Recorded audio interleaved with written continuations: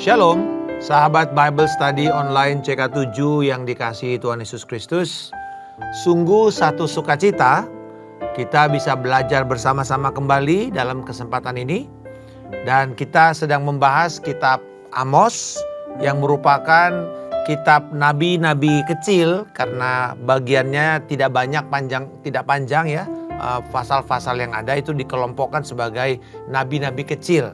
Kalau nabi-nabi besar itu contohnya Yesaya, Yeskiel, Yeremia, karena dia melampaui 20 pasal ya.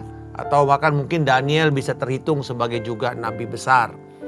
Nah, saudara-saudara, di dalam kitab ini kita sudah belajar tentang peringatan yang diserukan oleh Nabi Amos kepada kerajaan Israel yang ada di Samaria akan adanya penghakiman yang Tuhan akan berikan atau jatuhkan kepada bangsa Israel akibat gaya hidup mereka yang penuh kekerasan, penuh penindasan, kemewahan atau hedonisme yang ada di kelompok bangsa itu, atau baik itu laki-laki perempuan, terutama dikatakan di sini ditujukan kepada perempuan-perempuan yang hidupnya bermewah-mewah.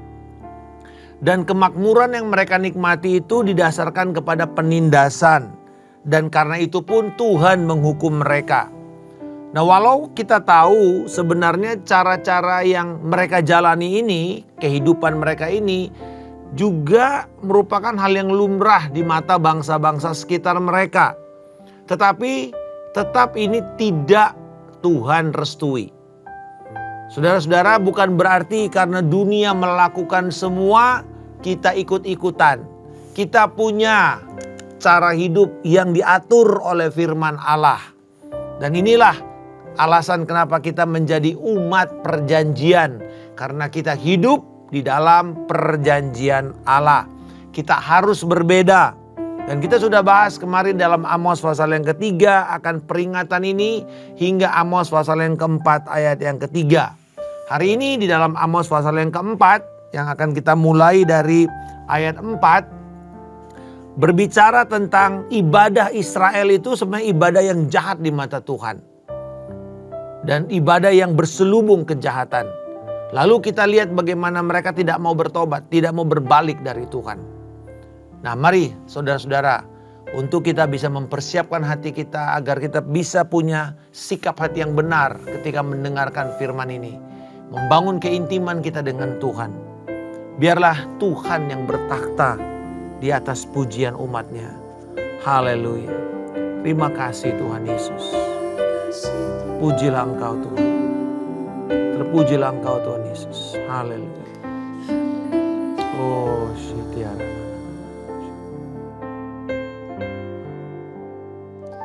Kau bertahta atas pujian umatmu.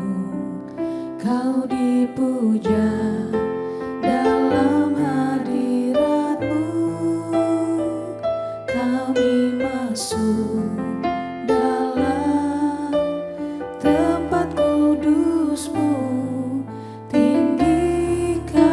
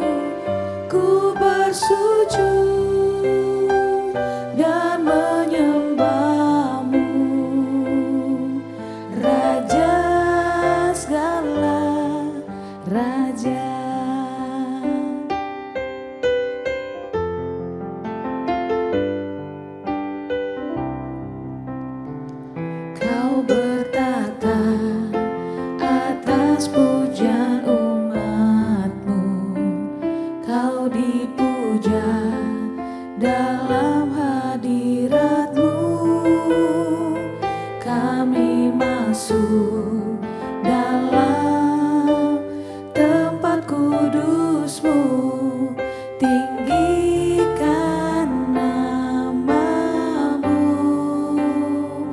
Ku tinggikan namamu Yesus. Ku angkat tinggi panjimu. Ku bersujud dan menyembahmu, Raja segala raja. Ku tinggikan namamu Yesus. Ku angkat tinggi panjimu. Ku bersujud dan menyembahmu, Raja segala raja. Raja segala raja. Raja segala raja.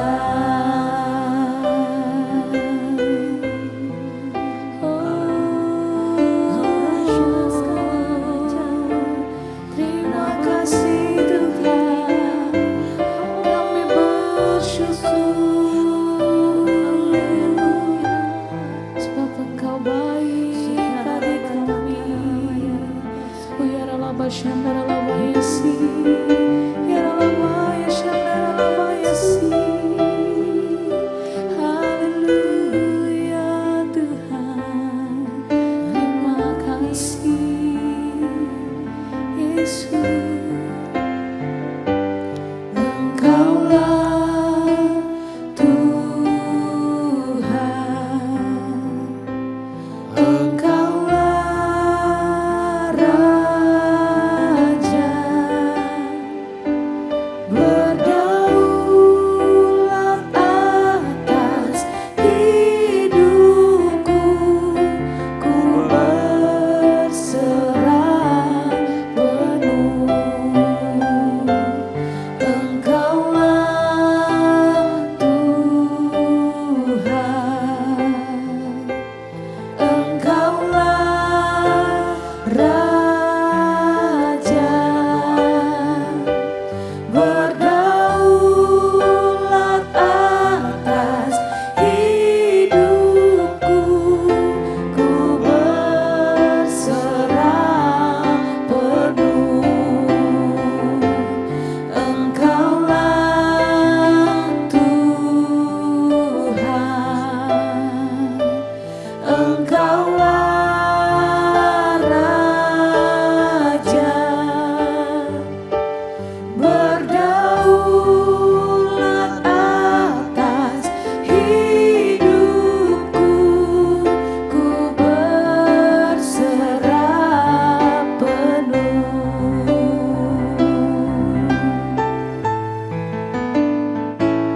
Engkaulah Tuhan, Engkaulah Raja, berdaulat atas hidupku. Ku berserah penuh. Berdaulat atas hidupku. Ku berserah penuh. Berdaulat atas hidupku. Ku berserah penuh. Inilah kerinduan kami, inilah pengakuan iman kami bahwa Engkaulah Tuhan, Engkau Raja. Di dalam penyembahan kami menjadi penyembahan yang berkenan kepada Engkau, ibadah yang sungguh menyenangkan hatimu. Biarlah pada hari ini pelajaran ini mengingatkan kami untuk sungguh hidup kami di dalam ibadah kami yang sejati, yang menyembah Engkau dalam roh dan kebenaran. Terima kasih Tuhan Yesus untuk pengajaran firman yang akan Kau singkap pada hari ini oleh firman yang kami akan bahas ini di dalam nama Yesus. Amin. Sahabat sekalian, khotbah Amos terutama dari ayat 4-13 dari pasal 4 ini tampaknya merupakan satu respons terhadap keberatan yang diperlihatkan oleh bangsa Israel, ya kerajaan utara, yang kelihatannya cukup sinis dan merasa bahwa Amos ini lagi ngawur bernubuat. Tetapi saudara, karena bahkan yang terjadi itu mereka tuh bahkan berlomba-lomba, bergiat-giat terus mempersembahkan kurban di Betel, beribadah di Betel, di tempat di mana mereka menciptakan sebuah ibadah saingan dengan yang ada di Yerusalem. Mereka tidak mau pergi ke Yerusalem, mereka bikin sendiri. Mereka punya bait suci. Nah, kalau kita melihat 3 paragraf yang berikut ini saling terkait saudara. Pertama dari ayat 4-5, ini kelihatannya sebuah ucapan sinis dari Nabi Amos yang melihat bagaimana ibadah mereka sebenarnya. Dikatakan, datanglah ke Betel, lakukanlah perbuatan jahat. Nah, harusnya kan di Betel tuh mereka melakukan perbuatan benar, menyembah Tuhan. Bawalah kurban sembelianmu pada waktu pagi, persembahan persepuluhanmu pada hari ketiga. Bakarlah kurban syukur dari roti beragi. Umumkanlah persembahan sukarela, siarkanlah itu. Sebab bukankah yang demikian kamu sukai, hai orang Israel? Demikianlah firman Tuhan.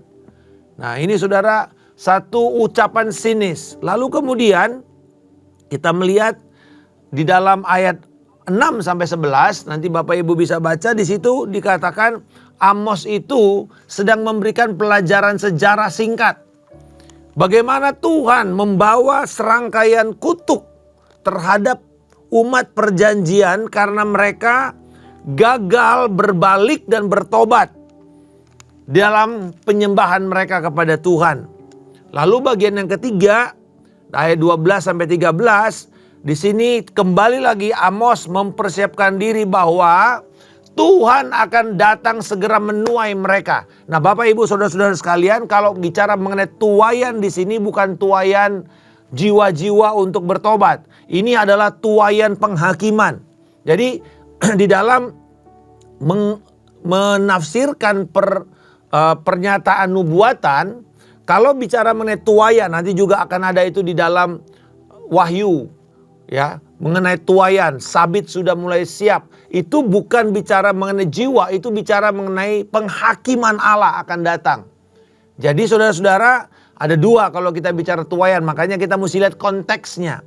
Kalau dalam tuaian di sini di mana Tuhan siap untuk menuai mereka, itu bicara tentang penghakiman Allah yang akan datang kepada mereka. Nah, di dalam Amos pasal 4 ini, dari ayat 4 dan 5 itu sebuah panggilan beribadah, tapi sebuah panggilan beribadah yang mengejek tentang ibadah mereka yang jahat. Kenapa Amos mengejek ibadah mereka? Sebab ibadah mereka ini dikatakan ibadah yang melebih-lebihkan. Ya, ibadah yang sebenarnya tidak ada di dalam aturan Tuhan, mereka buat-buat sendiri. Dikatakan sesuai dengan apa yang kamu mau. Contohnya apa saudara? Mempersembahkan kurban setiap hari. Nggak ada di dalam aturan firman. Aturan firman setahun sekali. 1 Samuel pasal yang ke-1 ayat 3, 7. Lalu kemudian ayat 21. Setahun sekali orang datang membawa kurban ke bait suci. Lalu kemudian dikatakan bawalah persembahan persepuluhan pada hari ketiga. Padahal di dalam aturan Taurat, Ulangan 14, Ulangan 28, itu membawa persepuluhan dalam konteks bangsa Israel yang lama ya, adalah 3 tahun sekali. Karena bicara mengenai hasil daripada agriculture-nya, di pertaniannya. Jadi ini harus dikumpul per 3 tahun sekali. Tapi dia katakan pada hari ketiga kamu bawa persepuluhanmu, itu kan melebih-lebihkan. Gak mungkin juga mereka. Masa per hari ketiga lalu terus aja. Setiap minggu mereka bawa persepuluhan mereka, kan gak mungkin saudara. Nah ini sesuatu yang melebih-lebihkan, melampaui apa yang Tuhan inginkan. Nah apa yang berusaha sebenarnya Amos sampaikan di sini? Orang-orang Israel merasa diri mereka itu saleh. Karena mengukurnya dari jumlah persembahan mereka. Dari korban-korban yang mereka bawa. Jadi persoalan ibadah mereka di situ dikatakan jahat di mata Tuhan karena motivasi ibadah mereka untuk berkurban adalah keinginan yang mementingkan diri sendiri, egois. Yaitu apa saudara? Mau dilihat orang. Berkorban dengan fokus bukan kepada cintanya kepada Tuhan. Nah Bapak Ibu, bagi orang Yahudi ada 3 ibadah mereka yang penting. Dan ini Yesus jelaskan lagi nanti di dalam Matius pasal yang ke-6. Yaitu apa? Doa, persembahan, puasa. 3 ini. Dikatakan apabila engkau berdoa, apabila engkau berpuasa, apabila engkau memberi persembahan. 3 ini Bapak Ibu adalah bentuk dari kesalehan orang Israel. Di 3 hal ini. Doa, puasa, persembahan. Dikatakan untuk 3-tiganya ini harus dilakukan dalam bentuk rahasia. Nggak boleh diumbar. Bukan untuk menjadi kemegahan lalu bersaing. Kamu persembahannya berapa? Kamu persembahannya berapa? Kamu doanya berapa banyak? Kamu puasanya berapa lama? Bukan itu. Bukan, dikatakan lakukanlah itu secara rahasia karena Tuhan yang akan melihat motivasi hatimu. Jadi di sini persoalannya adalah mereka berusaha beribadah untuk dilihat oleh orang lain. Dan sikap penyembahan seperti ini justru bukan untuk menghentikan penghakiman. Karena cara untuk menghentikan penghakiman bukan dengan cara memberi korban lebih banyak. Itu namanya menyuap Tuhan. Yang harus dilakukan, yang Tuhan inginkan itu bertobat, berbalik, mengakui dosamu. Tetapi apa yang mereka lakukan? Bukan bertobat. Apa yang mereka lakukan? Semakin banyak nyogok Tuhan. Berharap Tuhan menghentikan. Kalau benar ini yang dikatakan Amos, bahwa kami akan dihakimi. Mungkin caranya dengan memberi persembahan lebih banyak, Tuhan akan berubah pikiran. Nah, Tuhan bukan manusia Bapak Ibu. Manusia bisa begitu, mungkin kurang gitu ya. Sogokannya kurang. Tetap aja dia bilang, gak bisa, harus begini. Makin lama sogokannya makin gede saudara. Wah dia mulai goyah. Lama-lama gede, udah deh tutup mata aja, ya udah lakukan saja. Gak bisa, Tuhan bukan begitu. Jadi di sini mindset mereka itu salah. Dia pikir dengan cara memberi lebih banyak, hukumannya berhenti. Enggak saudara. Bukan dengan cara begitu. Lalu kita lihat ayat 6 sampai 11. Di sini karena tidak ada upaya berbalik dan bertobat. Kembali lagi saudara lihat. Bukan caranya beribadah dengan berlebih banyak. Saya nggak bilang bahwa salah memberi lebih banyak. Tidak. Hati-hati dengan apa? Motivasi kita. Apa yang kita lakukan dengan memberi lebih banyak? Terutama bukan memberi lebih banyak saja. Memberi. Apakah kita mau dilihat orang? Mau berbangga dengan segala kesalehan kita, atau kita mengatakan Tuhan semua ini karena kasih karunia-Mu. Dan aku memberikan ini karena aku mengasihi Engkau. Lalu kemudian yang Tuhan lihat di sini jelas ayat 6 sampai 11 ini. Tuhan mau kamu berbalik, kamu mau bertobat supaya Tuhan tidak menyesah kamu. Tetapi yang terjadi, Amos memberikan sejarah. Di Mesir, kamu tidak mau bertobat, kamu mengalami kutuk, kamu mengalami tulah. Begitu terus. Dan kita lihat di sini apa yang menjadi penting. Kamu tetap tidak berbalik kepadaku. Itu ada ungkapan frasanya. Mari kita lihat ayat 6. Sekalipun aku ini telah menyebabkan gigimu tidak disentuh makanan di semua kotamu. Artinya terjadi kelaparan. Kamu kekurangan roti di segala tempat kediamanmu. Perhatikan. Kamu tetap tidak berbalik kepadaku. Saudara garis bawahi ya ungkapan itu. Sekarang kita lihat ayat 8. Namun kamu tidak berbalik kepadaku. Ayat 9. Namun kamu tidak berbalik kepadaku. Ayat 10. Namun kamu tidak berbalik kepadaku. Ayat 11. Namun kamu tidak berbalik kepadaku. 5 kali ditekankan, artinya itulah yang Tuhan mau. Tapi apa yang terjadi? Kamu udah dihajar habis-habisan, masih gak mau bertobat. Keras kepala, saudara.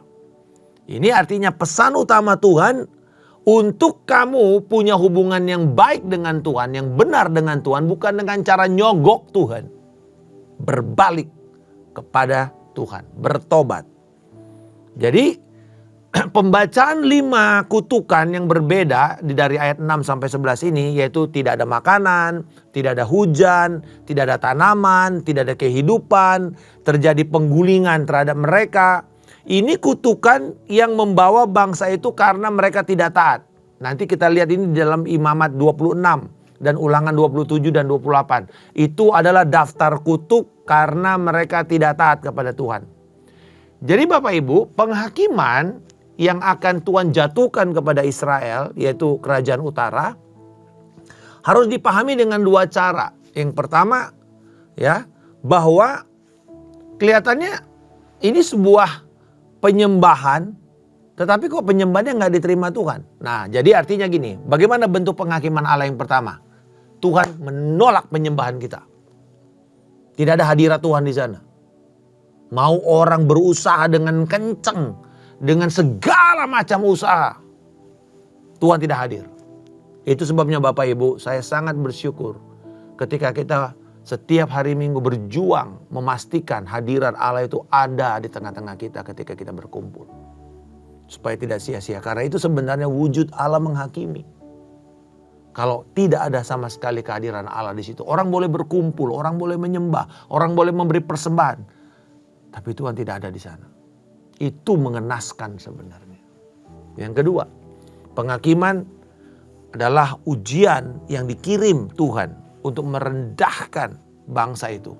Tujuannya agar mereka berbalik dan bertobat.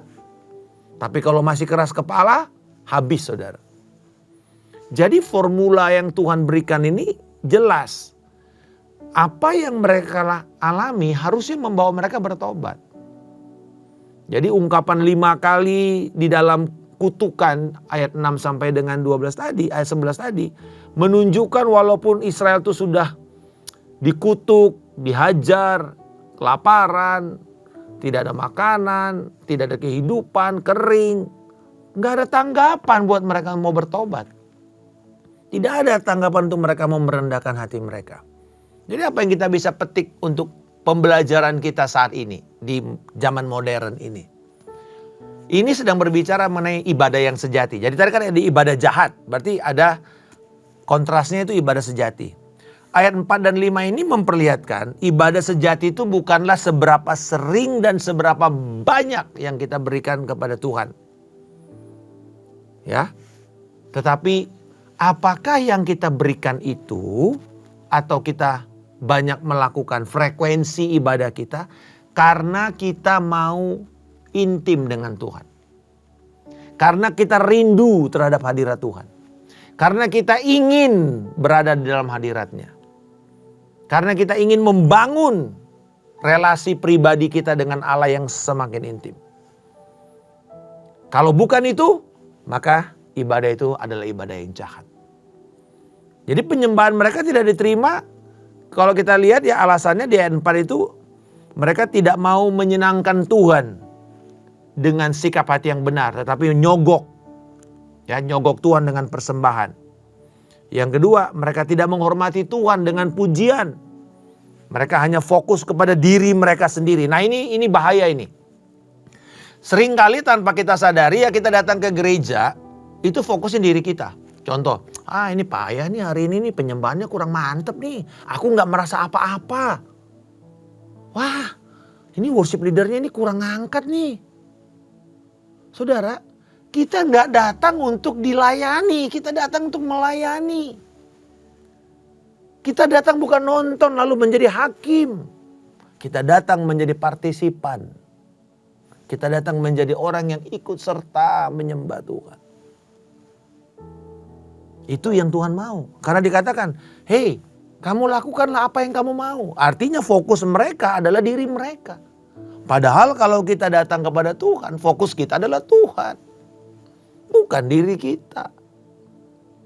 Jadi bukan, gue gak dapat apa-apa hari ini. Itu sebenarnya pernyataan orang yang egois dalam beribadah. Harusnya, apa yang saya beri? Rasul Paulus mengatakan, kalau engkau datang beribadah, hendaklah masing-masing orang memberi sesuatu. Datang dengan sesuatu, baik itu pujian, mazmur, pengajaran, persembahan. Gak ada yang boleh datang dengan tangan kosong dan diam-diam. Perjanjian lama juga mengatakan, kalau kau datang beribadah, datanglah jangan dengan tangan kosong. Artinya, kita datang bukan untuk diri kita, tetapi untuk Tuhan. Dalam penyembahan, siapa yang menjadi pendengar, audiens kita? Tuhan. Itu yang kita mesti sadar itu. Yang ketiga, kenapa ini dikatakan sebagai ibadah jahat? Karena ibadah mereka tidak pernah mengembangkan hubungan untuk membawa pertobatan, pengudusan hidup. Tidak mau bersandar kepada Tuhan. Dan yang terakhir, mereka tidak punya ide, tidak punya perspektif bahwa ibadah itu mempersiapkan kita terhadap hari penghakiman. Ayat 12 dan 13 itu jelas sekali, saudara. Tuhan akan berhadapan dengan orang-orang itu sebagai penciptanya secara langsung. Siapkah kita hari ini? Kalau kita mempersiapkan ibadah kita itu untuk kita tahu bahwa ketika nanti Tuhan bertemu dengan saya, apakah dia akan mengatakan aku tidak mengenal engkau, hai hamba yang jahat? Atau yang kedua, baiklah engkau hambaku yang setia, yang baik dan setia, masuklah ke dalam kebahagiaan Tuhanmu. Apakah itu yang menjadi seruan Tuhan? Atau dikatakan enyahlah engkau, aku tidak mengenal engkau, pintu tertutup. Mau jerit-jerit, mau jengking-jengking saudara di sana, di luar sana, ketutup saudara. Siapkah kita menghadapi kenyataan itu? Dan itu hanya bisa terjadi kalau hati kita siap di dalam penyembahan kita. Jadi saudara-saudara, apa itu ibadah?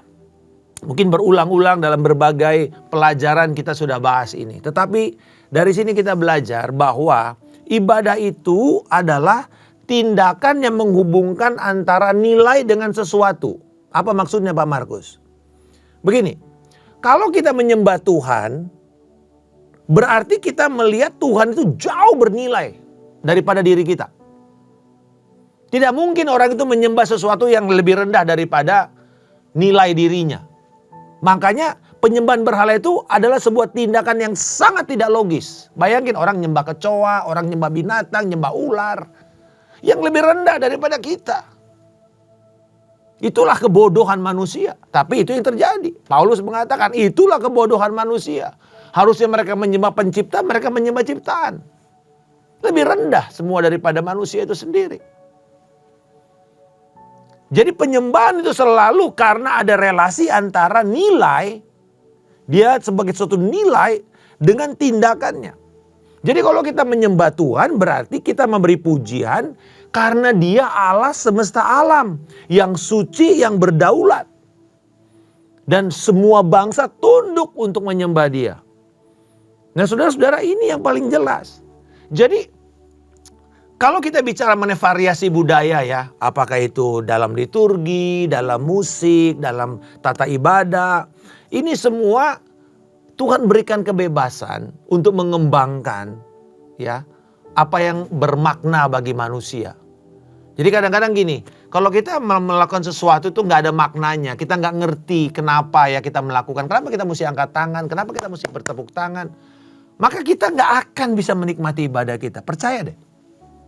Karena saudara nggak punya, nggak menghargai itu sebagai suatu nilai. Nah di dalam ibadah di jemaat Israel, baik juga di perjanjian baru yang pada masa awal, kelihatan bahwa kalau sikap kita itu tidak benar, Tuhan tuh melihat sikap kita. Seorang sarjana Alkitab bernama Dwight Patterson mengatakan, ibadat yang dapat diterima di bawah kedua perjanjian, atau perjanjian lama dan perjanjian baru adalah bagaimana kita menanggapi, merespon inisiatif Tuhan dalam keselamatan, dalam firman yang diwahyukan kepada kita. Dan melakukan dengan cara yang dia inginkan. Itulah ibadah sebenarnya. Baik perjanjian lama, perjanjian baru, sama saudara. Bagaimana kita merespon kepada inisiatif Allah. Allah yang bertindak. Dia berbicara kepada kita lewat firman-Nya. Lalu kemudian apakah yang akan kita lakukan? Apakah kita melakukan dengan kekuatan kita, dengan cara kita, dengan agenda kita, atau dengan keinginan Dia? Berarti Bapak Ibu, doa, pujian, semua tata ibadah kita yang berharga itu harus diarahkan ke Tuhan. Bukan untuk membuat diri kita menjadi lebih baik, bukan. Ibadah yang ditolak oleh Tuhan karena merasa bahwa itu hanya untuk kepentingan diri sendiri. Ibadah itu Bapak Ibu hanya untuk dua tujuan. Satu, pengudusan hidup kita. Kalau kita semakin beribadah, misalnya doa fajar, kita menyembah di dalam menara doa, kita dalam ibadah kul. Kalau kita menyembah, itu tidak menghasilkan pengudusan hidup yang lebih tinggi, maka sebenarnya ibadah kita itu sedang sia-sia. Artinya, apakah saya semakin intim dengan Tuhan, semakin meninggalkan dosa-dosa saya, semakin menjadi serupa seperti gambaran Kristus. Yang kedua, ibadah itu, penyembahan itu tujuannya untuk membawa keintiman, relasi kita dengan Tuhan. Itu sebabnya membangun keintiman dengan Tuhan itu adalah ibadah sejati. Jadi ambillah kesempatan ini, jangan bermain-main. Dan mereka yang mendengar khotbah Amos ini dengan jelas mau mengatakan, hey, bertobat, kembali. Apakah penyembahan kita itu adalah respons kita kepada karya Kristus, kepada pengorbanan Kristus? Apakah penyembahan kita itu akan membawa kita kepada pengudusan hidup kita, semakin membangun keintiman kita dengan Tuhan? Dan saya mau berdoa, saya mau mengajak kita pada hari ini kita menyembah Tuhan lagi. Kita nyanyikan lagi saudara, kita mengatakan Engkaulah Tuhan, Engkaulah Raja, Engkau bertakhta. Inilah yang harus menjadi nilai hidup kita saudara. Inilah yang harus menjadi nilai hidup kita. Bahwa Tuhan Engkau bernilai. Engkau Tuhan. Engkau bukan pembantu kami, Engkau Tuhan. Kami ini hamba-Mu. Engkaulah Tuhan, Engkaulah Raja. Katakan ini saudara dalam penyembahan saudara kepada Tuhan. Haleluya. Engkaulah Tuhan, Yes, Lord. Engkaulah Raja, Engkau yang berdaulat dalam hidup kami Tuhan. berdaulat Ampuni kami kalau kami selama ini begitu egois di dalam ibadah kami. Kami mau bertobat Tuhan. Kami mau bertobat Tuhan. Ampuni kami kalau kami berusaha menyogok Tuhan hanya untuk menghentikan penghakiman. Oh, ampuni kami kalau kami memiliki ibadah yang transaksional Tuhan. Bukan ibadah yang sungguh karena kasih. Oh, mari serahkan hidup saudara kepada Tuhan. Engkaulah Tuhan, Engkau yang menjadi Raja. Engkaulah Raja, berdaulat atas hidupku, ku berserah. Haleluya. Deklarasikan itu doa saudara-saudara. Haleluya. Engkaulah Tuhan, Engkau Raja Tuhan. Yesus Engkau Raja kami. Engkau berdaulat Tuhan. berdaulat atas hidupku, ku berserah penuh.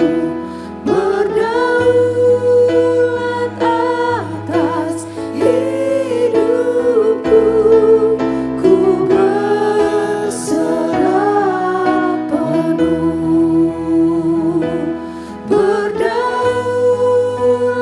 atas hidupku, ku berserah penuh. Kami bersyukur Tuhan, biarlah kiranya Pengajaran pada hari ini mengingatkan, menyadarkan kami pentingnya ibadah yang sejati untuk pengudusan hidup kami dan untuk relasi yang lebih intim dengan Engkau Yesus Tuhan kami. Biarlah setiap kali kami beribadah, kami merespon akan kasih karunia-Mu, keselamatan-Mu, akan firman-Mu, dan kami memutuskan untuk bertindak sesuai dengan jalan-jalan-Mu. Berkatilah setiap umat-Mu pada saat ini. Tuhan yang memberkati Engkau dan Tuhan yang melindungi serta memelihara Engkau. Tuhan akan membuat wajahnya senantiasa bersinar atas Engkau dan memberikan Engkau kasih karunia yang melimpah. Tuhan menghadapkan wajahnya dan menjawab setiap doa permohonan-Mu dalam damai sejahtera yang melampaui segala akal dan pikiran.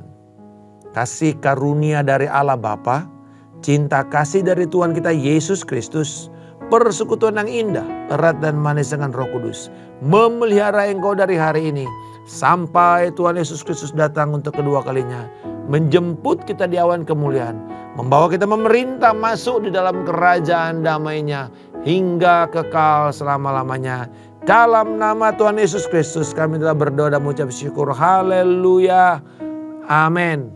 Tuhan Yesus memberkati. Shalom.